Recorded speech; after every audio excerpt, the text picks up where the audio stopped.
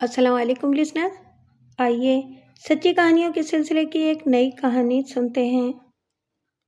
औरत अपनी आबरू बचाने के लिए अपनी जान कुर्बान कर देती है। मैंने खुद भी इसकी कोशिश की, लेकिन मौत ने मेरे लिए अपनी आगोश वार नहीं की, बल्कि जेल ने अपना मुंह खोलकर मुझे हड़प कर लिया। खेत से थाने और थाने से जेल पहुंचने तक मुझे सिर्फ 12 दिन लगे। इन 12 दिनों में मुझ पर कई कयामतें गुजरी। पहली कयामत तो मुझ पर इस वक्त टूटी जब मेरे हाथों चौधरी शुजात कत्ल हो गया। चौधरी शुजात लंबा चौड़ा, तंदुरुस्त और तवाना था। आम हालात में कोई ये सोच भी नहीं सकता था कि मुझ जैसी नर्म और नाजुक, बूढ़े से कद की औरत शुजात जैसे मर्द को कत्ल भी कर सकती है। ये सही भी है। मैंने चौधरी शुजात को जानबूझकर किसी मंसूबे के तहत कत्ल नहीं किया था। वो तो बस इत्तेफाक से ही मर गया। अगर वो अपना तवाज़ुन बरकरार रखता तो कभी खाई में न गिरता, और वो नोकीला पत्थर इसकी कनपुटी में नहीं घुसता, और वो बिल्कुल नहीं मरता। बस मैं मचलकर इसकी गिरफ्त से निकली थी और वो मुझे पकड़ने के लिए मेरे पीछे लपका। दौड़ने में इसका मुकाबला करना भी मेरे बस की बात नहीं थी। जब मैं इसे चंद कदम के फासले पर रह गई तो इसने जस्त लगाई। पहली जस्त में वो मेरे बहुत करीब हो गया और दूसरी जस्त इसे मौत के मुंह में ले गई। जब वो दूसरी जस्त लगा ही रहा था कि मैं इसकी सिमत बढ़ी ताकि झुकाई देकर आगे निकल जाऊंगी। मैंने अपने पीछे वो खाई देख ली थी जहां चौधरी शुजात की मौत छुपी बैठी थी। चौधरी शुजात को इसका अंदाजा नहीं था। इसने जस्त लगाकर जमीन पर पैर जमाने की कोशिश की और यही कोशिश इसे खाई में ले गई। इसकी चीख मौत से भी ज्यादा भयानक थी। खाई की दूसरी तरफ खेतों में काम करने वाले बहुत से अफराद ने मेरी और चौधरी की चीख सुनी और हमारी तरफ दौड़े। कई अफराद खाई में उतरे भी थे। मैं चंद लम्हे तो सख्ते के आलम में वहां खड़ी रही और फिर घर की तरफ भागी, लेकिन कुछ लोगों ने मुझे घर पहुंचने नहीं दिया। ये सब चौधरी के आदमी थे। उन्होंने मुझे जदोकोब किया और थाने भी पहुंचा दिया। मैं थाने जाने से पहले अपने 4 साला लड़के से मिलना चाहती थी। मैं इसे कहना चाहती थी कि यूनुस, मैं बेकसूर हूँ। चौधरी मेरी इज्जत लूटना चाहता था। अल्लाह ने चौधरी को इसकी बदनीयती की सज़ा कबल अज़ वक्त ही दे दी और मेरी आबरू बच गई। लेकिन जालिम लोगों ने मुझे अपने बेटे से मिलने नहीं दिया। थाने में बंद होने के 6 दिन बाद मेरा बेटा यूनुस मुझसे मिलने आया। इसका दादा इसके साथ था। मेरे ससुर के चेहरे पर मेरे लिए सिवाय नफरत के और कुछ नहीं था। यूनुस पहले तो मुझे हैरत से देखता रहा। वो सोच रहा होगा कि इसकी प्यारी माँ सलाखों के पीछे क्यों चली गई। हवालात के सलाखों वाले दरवाजे की दूसरी तरफ मैंने हाथ बढ़ाकर अपने बेटे को अपनी आगोश में भरना चाहा, लेकिन ये मुमकिन नहीं था। यूनुस अपने दादा से चिमट गया। थोड़ी देर तक तो मैं अपने आंसुओं को रोकती रही और फिर जैसे मेरी आंखों ने इन्हें बरसाना शुरू कर दिया। रोती क्यों हो? जैसा किया है वैसा भरो, मेरे ससुर ने नफरत अंगेज अंदाज में कहा। अपने लड़के के 40वें के बाद ही मैंने तुमसे कहा था कि अगर तुम दूसरी शादी करना चाहो तो मुझसे ही अपनी सास से कह देना, यूनुस को हम लोग रख लेंगे, लेकिन तुमने इनकार कर दिया। तुम मेरे बेटे के नाम पर जिंदगी यूं ही बसर करना चाहती थी। फिर तुमने चौधरी, नहीं ऐसा ना कहें, चौधरी दरिंदा था। वो मेरी, झूठ बोलती हो तुम, मेरे ससुर ने फुनकारने वाले अंदाज में कहा। रहीमुद्दीन और हमीद शेख कह रहे थे कि तुम छुप छुप कर चौधरी से मिलती थी। ये झूठ है। रहीम और हमीद झूठ बोलते हैं, मैंने पूरी कुव्वत से चीखने वाले अंदाज में कहा। वो दोनों चौधरी के कुत्ते हैं, कुत्ते। नहीं, वो सच बोलते हैं। इन्हें हमसे कोई दुश्मनी नहीं है। इनका कहना है कि जब तुम्हें, ऐसा मत कहें, आप मुझे अच्छी तरह जानते हैं। चौधरी ने मेरी इज्जत पर हमला किया था, अल्लाह ने उसे सजा दी। अपने किए को अल्लाह के सर क्यों डाल रही हो? मेरे ससुर ने कहा। मैंने हर तरह से अपने ससुर को यकीन दिलाने की कोशिश की कि चौधरी ने मौका देखकर मुझे बर्बाद करने की कोशिश की और खुद अपनी जान से गया, लेकिन मेरे ससुर इस हकीकत को तस्लीम करने के लिए तैयार नहीं थे। इनका कहना था कि गुज़िश्ता 2 साल से मेरे और चौधरी के ताल्लुकात थे और फिर एक दिन तलखी हो गई और मैंने इसे मिलना छोड़ दिया। जिस दिन वो खाई में गिरा, इस दिन वो मुझे मनाने खेत में आया اور بات مزید بگڑ گئی۔ پھر میں نے موقع دیکھ کر اپنے انجام کی پرواہ کیے بغیر اسے کھائی میں دھکا دے دیا۔ پولیس نے بھی اپنی رپورٹ میں یہی کچھ درج کیا تھا۔ مجھے یقین تھا کہ میرے خلاف جو گواہ عدالت میں پیش ہوں گے ان میں میرے سسر بھی ہوں گے۔ پتہ نہیں انہیں یہ غلط فہمی کیسے ہو گئی تھی کہ میرے اور چودھری شجاعت کے تعلقات تھے۔ تھانے کی حوالات سے ایک سہ پہر مجھے جیل پہنچا دیا گیا۔ جیل کے اندر کا ماحول میرے لیے حوالات کے ماحول کی طرح نیا تھا، لیکن حوالات میں چند دن تو میں نے اس آس میں گزار دیے تھے کہ خاندان کا کوئی نہ کوئی آدمی مجھے حوالات سے نکالنے کے لیے آ جائے گا، میری ضمانت ہو جائے گی۔ تھانے میں مجھ سے جب یہ کہا گیا کہ آج تمہیں جیل بھیج دیا جائے گا تو میری باہر نکلنے والی آس نے دم توڑ دیا۔ میں نے سوچا جب کوئی مجھے تھانے سے باہر نکالنے نہیں آیا تو اب جیل سے باہر نکالنے کون آئے گا؟ جیل کی پہلی رات مجھ پر بہت بھاری تھی۔ جیل میں داخل ہونے کے بعد ہی مجھے معلوم ہو گیا تھا کہ مجھے یہاں موجود ملزم عورتوں کے ساتھ نہیں رکھا جائے گا، کیونکہ مجھ پر قتل کا الزام تھا اور ایسی عورتوں کو بالکل الگ تھلگ رکھا جاتا ہے۔ مجھے بھی ایک کھولی میں بند کر دیا گیا۔ سیلن زدہ اس مختصر سی کھولی میں مجھے سانس لینا بھی مشکل لگ رہا تھا۔ میں نے ان 2 پھٹے اور بدبودار کمبلوں کو جو مجھے نام وغیرہ درج کرنے کے بعد دیے گئے تھے کھولی میں ایک طرف ڈال دیا۔ آج رات تمہیں بھوکا ہی سونا پڑے گا، کھولی کا سلاخوں والا دروازہ بند کرتے ہوئے سنتری نے کہا۔ تمہارا رزق جیل میں آج نہیں اترا، کل صبح تمہارے لیے آدھی روٹی اور 1 مگ چائے اترے گی، اس کے بعد کھانے پینے کا سلسلہ چل پڑے گا۔ اس کھولی میں تم سے پہلے جو عورت رہتی تھی اسے 4 دن پہلے ہی عمر قید کی سزا ہوئی ہے۔ اس حرامن نے اپنے میاں کو زہر دے کر مار دیا تھا۔ اس عورت کی صورت بھی تمہاری طرح معصوم تھی۔ سنتری تالا لگا کر چلا گیا اور میں کمبل بچھا کر دیوار سے پیٹھ لگا کر بیٹھ گئی۔ میں نے تھانے میں صبح 1 کپ چائے اور 2 پاپے کھائے تھے۔ دوپہر کا کھانا تھانے دان نے یہ کہہ کر غائب کر دیا تھا کہ آج تو تم جیل جا رہی ہو، اس لیے یہاں سے تمہارا رزق اٹھ گیا ہے۔ میرا یوں بھی بھوک پیاس اڑ گئی تھی، اس لیے میں نے اصرار نہیں کیا۔ جیل آنے کے بعد مجھے بھوک سی محسوس ہوئی تھی، لیکن کھولی میں بند ہونے کے بعد بھوک پھر غائب ہو گئی۔ دیوار سے ٹیک لگائے میں سوچ رہی تھی، معلوم نہیں یہاں کتنے دنوں کتنے سالوں رہنا پڑے گا، معلوم نہیں میرا یونس کیسا ہوگا، مجھے یاد بھی کرتا ہوگا کہ نہیں۔ میرے سسر اس کے معصوم ذہن میں میرے خلاف زہر بھر رہے ہوں گے۔ وہ جیسے جیسے بڑا ہوگا اس کے ذہن میں بویا گیا نفرت کا بیج پھلتا پھولتا رہے گا۔ جب میرا یونس سیانا ہوگا تو وہ اپنی بدکردار ماں سے شدید نفرت کرے گا، اتنی نفرت کہ اسے میری صورت دیکھنا بھی گوارا نہیں ہوگا۔ اسے کون سمجھائے گا کہ میں بدکردار نہیں ہوں؟ میرا ذہن مختلف سمتوں میں بھٹکتا رہا۔ کاش یونس کے والد زندہ ہوتے۔ اگر وہ زندہ ہوتے تو چودھری کی ہمت نہیں ہوتی کہ مجھ پر حملہ کرے۔ اگر وہ میری عزت پر حملہ نہیں کرتا تو موت اسے گلے نہیں لگاتی اور میں جیل نہیں آتی۔ لیکن اب میں کیا کروں؟ کون میری مدد کرے گا؟ کون میرا مقدمہ لڑے گا؟ عدالت میں تو وکیل بحث کرتے ہیں، جھوٹے گواہوں کے پیر اکھاڑنا، انہیں سچ بولنے پر مجبور کرنا تو وکیلوں کا کام ہے، اور میرا تو کوئی وکیل نہیں ہوگا۔ چودھری کی طرف سے کھڑا ہونے والا وکیل گواہوں کی مدد سے مجھے قاتل ثابت کر دے گا اور مجھے سزا ہو جائے گی۔ مجھے نہ کردہ گناہ کی پتہ نہیں کتنی سزا بھگتنی پڑے۔ پھر جب سزا کاٹ کر باہر نکلوں گی تب بھی میں اپنے یونس کا سامنا نہیں کر سکوں گی، اسے کلیجے سے نہیں لگا سکوں گی۔ پورے 16 دن میں نے اس تنگ اور نیم تاریک کھولی میں گزارے۔ پھر مجھے اس اسپتال نما لمبے سے کمرے میں ڈال دیا گیا جہاں پہلے ہی سے 3 عورتیں لیٹی ہوئی تھیں۔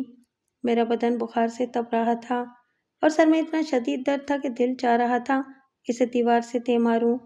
یہی کیفیت میری گزشتہ 2 دنوں سے تھی۔ بخار میں روٹی کہاں کھائی جاتی ہے؟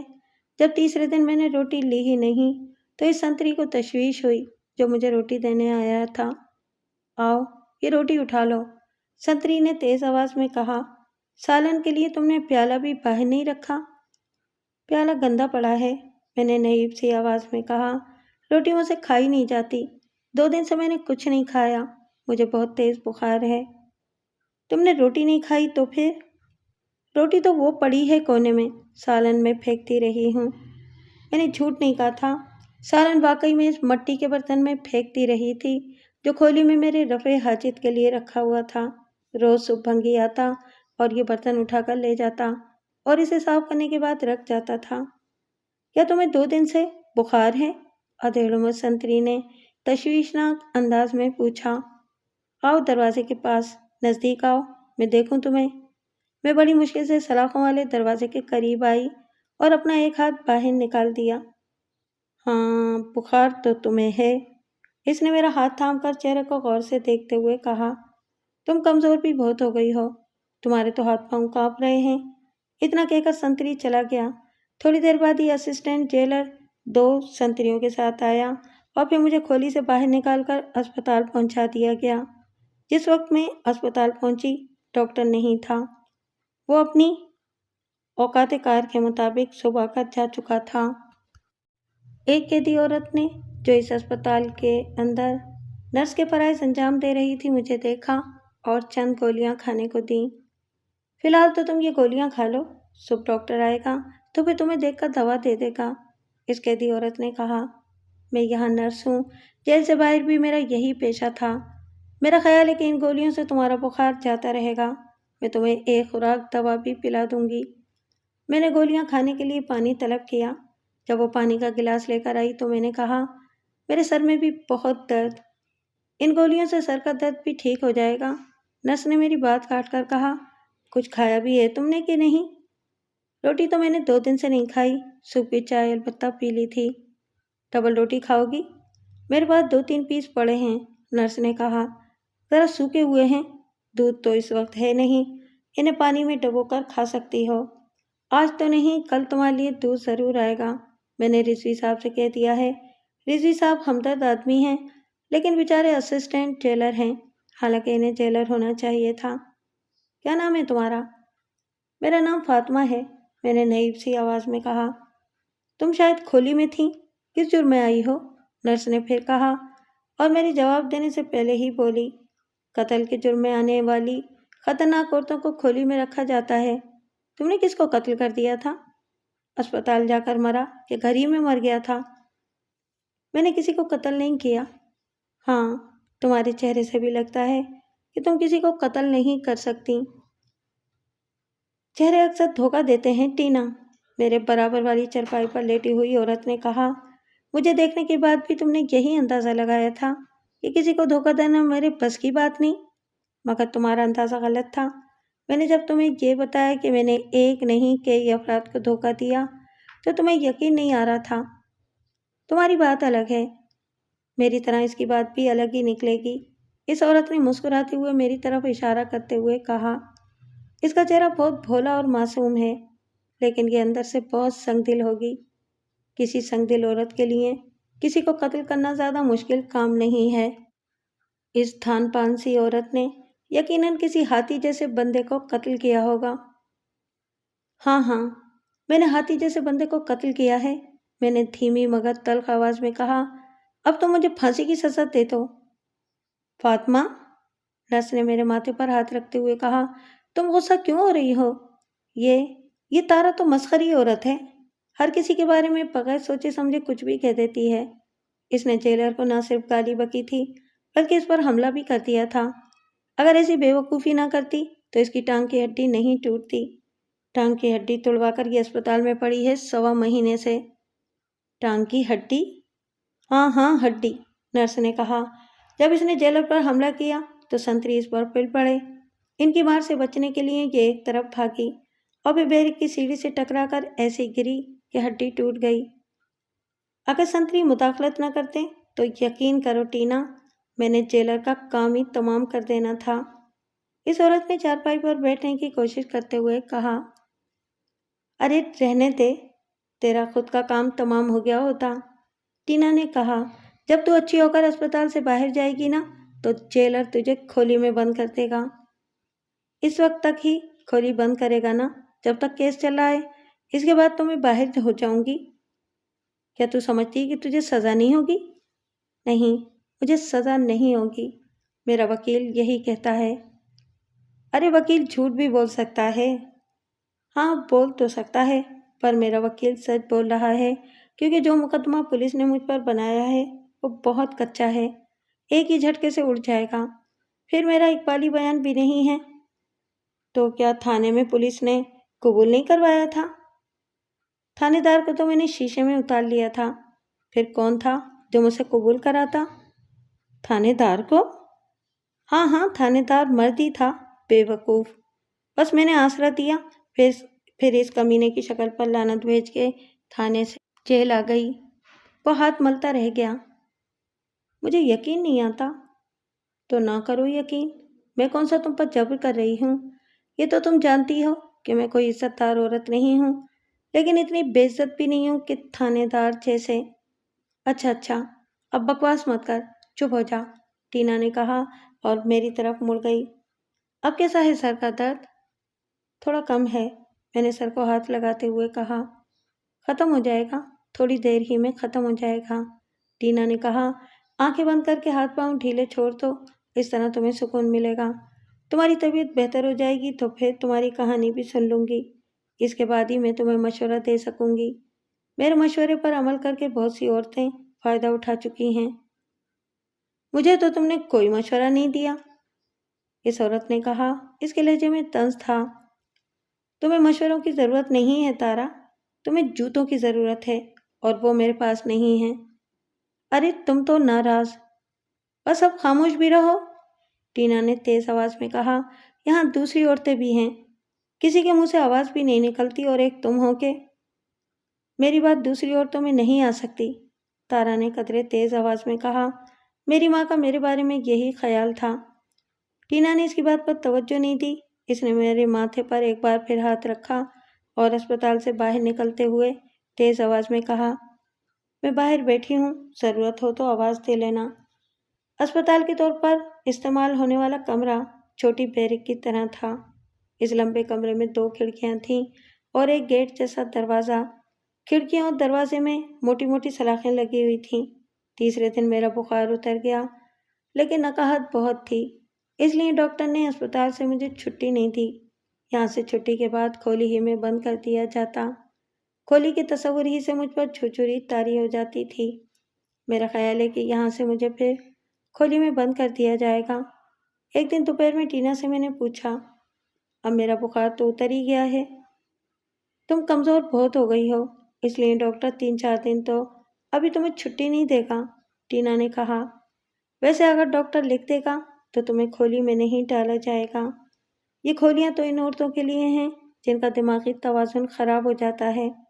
پاگل یا نیم پاگل عورتوں کو کھولیوں میں رکھا جاتا ہے۔ معلوم نہیں تمہیں کس چکر میں کھولی میں بند کر دیا گیا تھا۔ پھر اب مجھے کیا کرنا چاہیے؟ میں نے پوچھا۔ ڈاکٹر سے بات کرو۔ میں بات کروں؟ کیوں؟ کیا تمہیں بات کرنا نہیں آتی؟ تم کہنا ڈاکٹر سے کہ ڈاکٹر صاحب مجھے کھولی سے نجات دلائیں، میں نہ پاگل ہوں اور نہ خطرناک مجرم، ٹینا نے سمجھانے والے انداز میں کہا۔ کل صبح ڈاکٹر جب تمہیں دیکھ رہا ہو تو تم بات کر لینا۔ ٹینا کے ساتھ تارا نے بھی مجھے تسلی دی اور سمجھایا۔ تارا کے بارے میں مجھے معلوم ہو گیا تھا کہ وہ اچھی عورت نہیں ہے۔ وہ پیشہ تو نہیں کرتی تھی، لیکن مردوں کو پھانسنا اور انہیں لوٹ لینا اس کا پیشہ تھا۔ اس سے پہلے بھی وہ 2 مرتبہ جیل آ چکی تھی اور دونوں بار باعزت بری ہوئی تھی، لیکن اس بار اس کے سزا سے بچنے کا امکان کم تھا۔ کم از کم ٹینا کا تو خیال یہی تھا کہ تارا کو اس بار سزا ہو جائے گی۔ ویسے تارا کو زیادہ پرواہ نہیں تھی، وہ کہتی تھی کہ اگر سزا سے بچ گئی تو ٹھیک، ورنہ 1 سال 6 ماہ جیل میں آرام کر لوں گی۔ میری بیماری کے 2-4 دنوں ہی میں اسپتال میں موجود اور آنے جانے والی عورتوں کو میری کہانی کا علم ہو گیا تھا۔ تارا کو میری پاک دامنی کا بہت مشکل سے یقین آیا تھا۔ پھر جب اسے یقین آ گیا تو جیل میں اس سے بڑی میری ہمدرد دوسری کوئی نہیں تھی۔ ڈاکٹر سے اسی نے میرے متعلق نہ صرف بات کی بلکہ اسے آمادہ بھی کر لیا۔ ڈاکٹر نے مجھے کھولی کے بجائے بیرک میں رکھنے پر اصرار کیا تھا۔ ڈاکٹر کی بات جیلر بھلا کیسے ٹال سکتا تھا؟ اس طرح میں اسپتال سے رخصت ہو کر بیرک میں پہنچ گئی تھی۔ اسی ہفتے تارا بھی اسپتال سے بیرک میں آ گئی۔ وہ آسانی سے چل نہیں سکتی تھی، لیکن اسے اسپتال میں رکھنے کا بقول ڈاکٹر کوئی جواز نہیں تھا۔ اگر تمہارا مقدمہ جم کر لڑا جائے تو تم صاف بری ہو سکتی ہو۔ یہ فکرہ تارا نے مجھ سے اسپتال ہی میں کہا تھا۔ بیرک میں آنے کے بعد بھی اس نے کئی بار یہی کہا۔ میرا مقدمہ جم کر کون لڑے گا؟ میں نے ایک رات دبی دبی زبان میں کہا۔ پہلے بھی تم کئی بار مجھ سے یہی کہہ چکی ہو۔ تم دیکھ تو رہی ہو، جیل میں مجھ سے ملنے تو ابھی تک کوئی آیا نہیں۔ جو میرے عزیز اور خاندان کے لوگ جیل تک نہیں آ سکتے، وہ میرا مقدمہ کیسے لڑیں گے؟ ہاں، مجھے معلوم ہے، ابھی تک تمہاری ملاقات نہیں آئی، تارا نے کہا۔ باہر ہیں کون تمہارے؟ ایک سگی بہن ہے شادی شدہ اور 2 سوتیلے بھائی۔ ماں باپ نہیں ہیں؟ تارا نے آہ بھرتے ہوئے افسردہ لہجے میں کہا۔ اگر تمہارے والد بھی زندہ ہوتے تو؟ وہ بھی کچھ نہیں کرتے، میں نے دھیمی آواز میں کہا۔ وہ میری دوسری ماں کے کہنے میں تھے۔ میری دوسری ماں کے کہنے میں ہی آ کر انہوں نے میری شادی ایک دمے کے مریض سے کر دی، جو شادی کے بعد ہی مر گیا۔ اس نے مجھے کچھ نہیں دیا سوائے ایک اولاد کے۔ ایک لڑکا ہے میرا۔ کتنا بڑا ہے؟ زیادہ بڑا نہیں، صرف 4 سال کا ہے۔ مجھے اس کی یاد بہت ستاتی ہے۔ معلوم نہیں وہ کس حال میں ہوگا۔ تمہارے سسرالی بھی میرا خیال ہے کہ اچھے لوگ نہیں ہیں۔ اچھے تو ہیں، لیکن انہیں مجھ سے کوئی ہمدردی نہیں ہے۔ ان کا خیال ہے کہ یہ تو تم بتا چکی ہو، تارا نے کہا۔ اگر میں باہر ہوتی تو تمہارے لیے ضرور کچھ کرتی۔ میرے تعلقات بھی ہیں اور میں تعلقات پیدا بھی کر سکتی ہوں، لیکن کیا کروں، مجبوری ہے۔ اس بار میرا مقدمہ کچھ لمبا ہو گیا ہے۔ خیر، میرا وکیل کہہ رہا تھا کہ بس 2-3 پیشیوں میں معاملہ نمٹ جائے گا۔ اللہ کرے نمٹ جائے، میں نے زیر لب کہا۔ اس بار فاطمہ، میں پیشی پر جاؤں گی تو اپنے وکیل سے تمہارے لیے بات کروں گی۔ ویسے وہ قتل کے کیس لیتا نہیں ہے، پھر بھی اسے مشورہ تو کیا جا سکتا ہے۔ یہ تو میری طرح کی قابل رحم اور لاوارث عورتیں جیل میں بہت تھیں، لیکن ان کے ساتھ جیل کی دیگر عورتوں کا رویہ اتنا ہمدردانہ نہیں تھا جتنا کہ میرے ساتھ تھا۔ بیرک کی تقریباً ساری ہی عورتیں میرے ساتھ ہمدردی سے پیش آتی تھیں۔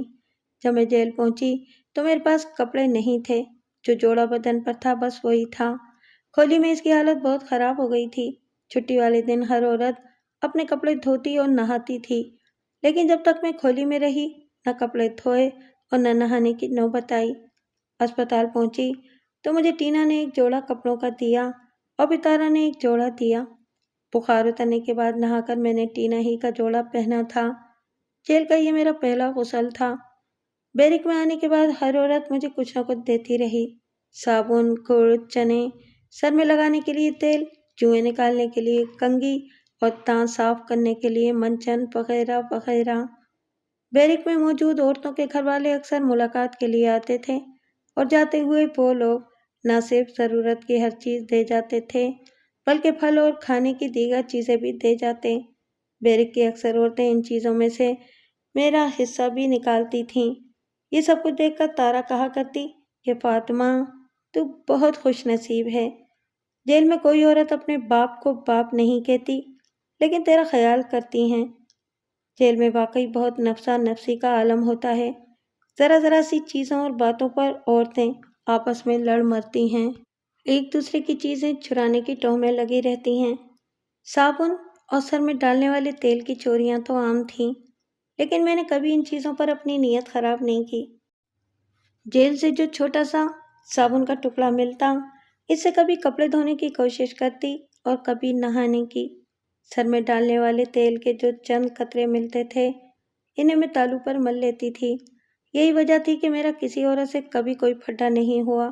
اول تو میں بیرک کی کسی عورت سے بات نہیں کرتی تھی، اور اگر کرتی تو میرے لہجے میں تلخی نام کی کوئی چیز نہیں ہوتی۔ یہی نہیں، میں نے کبھی کسی عورت سے ضرورت کی کوئی چیز طلب نہیں کی۔ شاید میرے اسی عمل نے بیرک کی اکثر عورتوں کو میرا ہمدرد بنا دیا تھا۔ جس دن تارا پیشی پر گئی تھی، اس دن اس کی واپسی تک طرح طرح کے خیالات میرے ذہن میں گردش کرتے رہے۔ اپنی رہائی کی مردہ آس میں جان پڑتی ہوئی محسوس ہونے لگی۔ تارا کی طرح مجھے بھی یقین تھا کہ مقدمہ ٹھیک طرح سے لڑا جائے تو چودھری شجاعت کے قتل کے مقدمے میں مجھے سزا ہو ہی نہیں سکتی تھی۔ چودھری نیک نام آدمی نہیں تھا، لیکن اس کے خلاف گواہی دینے والا بھی تو کوئی نہیں تھا۔ ہاں، جو گواہ میرے خلاف کورٹ میں پیش ہوئے انہیں میرا وکیل جھوٹا ثابت کر سکتا تھا۔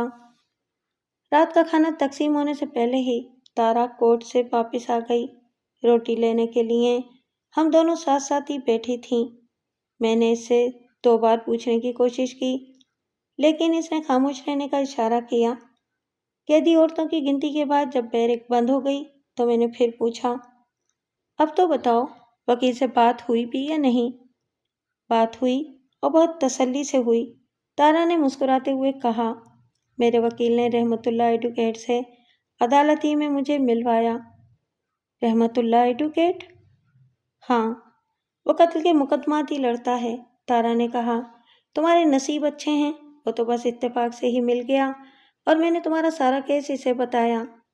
وہ اسے لڑنے کے لیے تیار تو ہو گیا، لیکن اس کی فیس بہت ہے اور وہ کہہ رہا تھا کہ آدھی فیس پیشگی دینی پڑے گی۔ پیشگی کہاں سے دی جا سکتی ہے؟ میں تو شاید بعد میں بھی نہیں دے سکوں۔ کیا مقدمہ جیتنے کے بعد بھی نہیں دے سکو گی؟ کہاں سے دوں گی؟ ہاں، یہ سوال تو اہم ہے، تارا نے معنی خیز انداز میں میری طرف دیکھتے ہوئے کہا۔ تم اب نیک نام تو رہی نہیں ہو۔ کیا مطلب ہے تمہارا؟ مطلب یہ کہ وہ کچھ کرنے میں حرجی کیا ہے جو میں کرتی ہوں، تارا نے سرگوشیانہ انداز میں کہا۔ نہیں، میں سزا بھگت لوں گی، لیکن وہ کچھ نہیں کروں گی جو تم کرتی ہو۔ پاگل ہو کیا؟ میں جسم بیچنے کا کاروبار نہیں کرتی، میں تو دھوکہ دیتی ہوں، تارا نے کہا۔ یہ الگ بات ہے کہ کبھی کبھی پھنس بھی جاتی ہوں۔ تم جو بھی کچھ کرتی ہو، میں نے دھیمی آواز میں کہا، بہرحال میں وہ کچھ نہیں کر سکتی۔ میرا خیال تھا کہ رحمت اللہ ایڈوکیٹ کو تم آسانی سے دھوکہ دے سکتی ہو، کیونکہ رحمت اللہ چودھری شجاعت کی طرح ہی بد نظر ہے۔ تارا مجھے بہت دیر تک سمجھاتی رہی کہ رحمت اللہ کو دھوکے میں رکھ کر کام نکال لو، اسے صرف یہی تو کہنا ہے کہ میری پہلے ضمانت کراؤ۔ جب تک کیس چلے گا میں تمہاری رہوں گی۔ اگر اتفاق سے وہ ضمانت کرانے میں ناکام ہوتا ہے تو پھر رہائی کے بعد کیا ضروری ہے کہ رحمت اللہ کو گھاس ڈالی جائے؟ میں نے تارا کو فوراً ہی جواب دیا تھا کہ مجھے اس مسئلے پر غور کرنا بھی اچھا نہیں لگا۔ یوں بھی مجھے باہر نکلنے کی اب آرزو نہیں رہی تھی۔ ایک میرا بیٹا تھا اور مجھے یقین تھا کہ چند سالوں بعد وہ بھی میرا نہیں رہے گا۔ اسے میری صورت، میرے نام سے ہی نفرت ہو جائے گی۔ میں خود ہی اس کی نفرت کا مقابلہ کرنے کی طاقت کہاں سے لاتی؟ بہتر یہی تھا کہ میں جیل کی 4 دیواری میں ہی زندگی کے بقیہ دن گزار لوں۔ کوئی ضروری تو نہیں کہ انسان کی ہر خواہش پوری ہو۔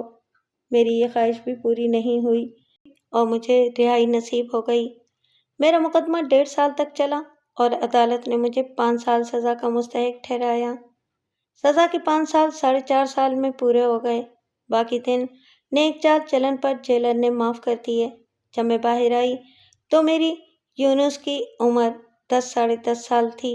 جیل سے نکل کر میں سیدھی اپنے گاؤں جانا اور اپنے بچے کو سینے سے لگانا چاہتی تھی۔ جیل کے گیٹ پر بہت سے لوگ تھے، لیکن ان میں سے ایک فرد بھی مجھے لینے نہیں آیا تھا۔ یہ بات چونکہ میں اچھی طرح جانتی تھی، اس لیے میں نے کسی چہرے کی طرف دیکھنا مناسب نہیں سمجھا اور نگاہیں جھکائے جیل کے احاطے سے باہر آ گئی۔ میں ریلوے اسٹیشن جانا چاہتی تھی، لیکن مجھے نہیں معلوم تھا کہ اس وقت ٹرین کہاں اور کس مقام کی ملے گی۔ میرا گاؤں اس شہر سے، جس کی جیل سے میں رہا ہوئی تھی، 103 میل تھا۔ اس ہی 103 میل میں 7 میل کچے کا راستہ تھا۔ 7 میل کا یہ راستہ کچھ تو ٹانگوں میں طے کیا جاتا اور کچھ پیدل طے کیا جاتا۔ میں اس چھوٹے شہر تک جانا چاہتی تھی جہاں تک ٹرین جاتی ہے۔ یہ سوچ کر میں اسٹیشن کی طرف بڑھی کہ اگر ٹرین نہیں بھی ملی تو رات اسٹیشن پر گزار لوں گی۔ میرے کپڑے زیادہ صاف نہیں تھے۔ اگر مجھے علم ہوتا کہ میں رہا ہو جاؤں گی تو میں صاف کپڑے پہنتی اور بال بھی بنا لیتی، لیکن سنتری نے اچانک ہی مجھے آ کر بتایا تھا کہ آج تمہاری سزا پوری ہو گئی، چلو میرے ساتھ۔ میں نے اپنا سامان سمیٹا اور جیل کے دفتر میں پہنچی۔ وہاں کمبل، مگ اور تھالی جمع کرائی۔